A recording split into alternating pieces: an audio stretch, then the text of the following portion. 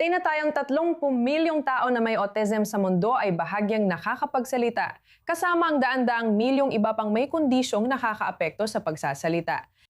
Ngayon, isang Israeli na startup ang humaharap sa hamong ito, gamit ang isang teknolohiya na parang Google Translate para sa pagsasalita, gamit ang AI upang matulungan ang mga taong may kahirapan sa pagsasalita na makipagkomunika ng mas malinaw. Para sa dagdag na impormasyon, kasama ko si Dor Levy, tagapagtatag at CEO ng Barvox, at si Orly Ziv, speech therapist. Salamat sa pagsama ngayon. Salamat sa pag-imbita sa amin. Bago tayo magsimula, tingnan muna natin kung ano talaga ang ginagawa ninyo. Siga?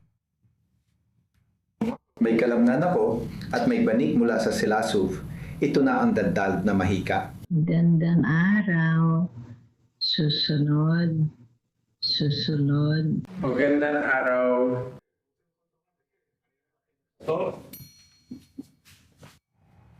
Dor, sabihin mo, ano ang nakita natin at ano ang ginagawa mo? Sige, nakita natin kanina ay isang pang-araw-araw na pangyayari sa aming bahay kapag ang anak ko ay gusto magtanong, gustong kumain ng tanghalian, at ang paraan ng pagpapahayag niya ay shipu. Ang shipuy sa Hebreo ay sheshipud barbecue sa Ingles, na agad isinalin ng application bilang tanghalian at nakuha niya ang tanghalian. Ngayon, isipin mo kung may ibang tao, hindi yung pamilya sa diksyonaryong ito, at magpapatuloy siyang magsabi ng shipui, malamang ay mananatili kang gutom at frustrated. Sige, ito si Bar, ang anak ko. 27 taong gulang siya. Tumatakbo siya ng marathon, nagbabasa ng libro, nanonood ng pelikula, at nais maging bahagi natin kung papayagan natin siya. Ako ang naging personal niyang tagasalin sa loob ng 15 taon. Tuwing may aktibidad siya, palaging tumatawag ang mga tagapag-alaga, guro at coach niya sa akin bawat oras at nagtatanong, humihingi siya ng kung ano-ano. Hindi namin maintindihan. Maaari mo ba itong isalin agad online?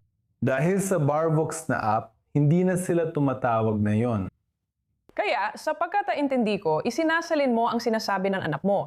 Pero paano ito gumagana sa ibang may kapansanan sa pansasalita? Maraming tao ba ang gumagamit nito at pwede rin ba nila itong gamitin tulad ng paggamit mo nito para sa anak mo? Oo, ipapaliwanag ko. Sa totoo lang, ang Barvox ay isang personalisadong Google Translate. Kung ang Google Translate ay nagsasalin ng Pranses, Ingles sa Chino o iba pa, kami naman ay nagsasalin ng hindi pamantayang mga pahayag sa natural na wika. Pwedeng sabihin, natututo ng wika ang Google, samantalang inaaral ng Barvox ang mga tao. Kaya yan ang ginagawa namin, nakikinig at nade-decode kami ng paraan ng pagsasalita ng bawat tao at sa paggawa nito, madagawa na naming isalin sa natural na wika ang anumang ipahayag niya mula ngayon. Makakatulong ito sa iba, sa mga tao sa paligid niya para mas malinaw siyang maintindihan. Hindi rin namin pinipigilan ang usapan. Kaya, Orly, sabi mo sa akin, dahil isa kang speech therapist, gaano kalaking pagbabago ang dala ng Barvox? Maaring maging napakalaking pagbabago ito dahil agad-agad ang resulta at isinasali nito ang natatanging paraan ng pagsasalita ng isang tao.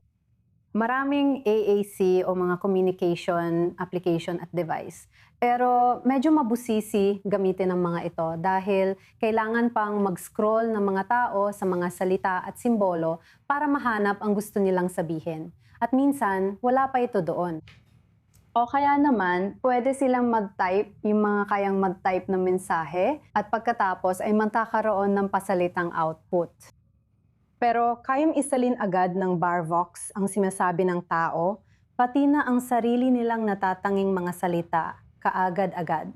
Kaya hindi ito ganun kabigat gamitin at napakabilis ng proseso. Talagang bumabagal ang usapan kapag karaniwang communication device ang gamit, na maaaring magdulot ng inis.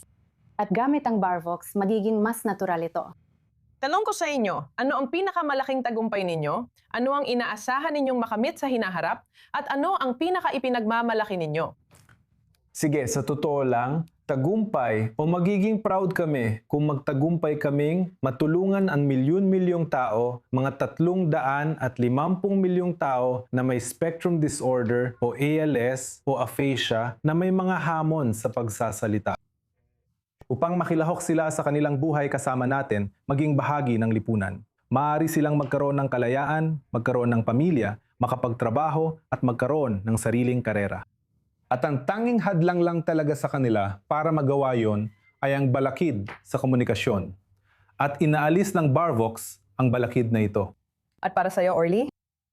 Para sa akin, oo, isa lang itong panibagong aplikasyon sa komunikasyon na maaaring gumana ng maayos para sa mga estudyante na nahihirapan talagang gumamit ng ibang aparatong pangkomunikasyon.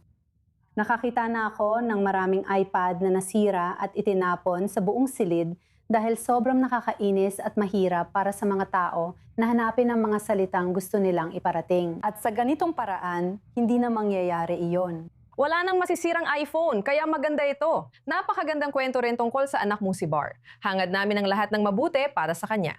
Dor Levy, founder at CEO in Barvox, at Orly Ziv, speech therapist. Salamat sa pagsama ngayon. Salamat. Sa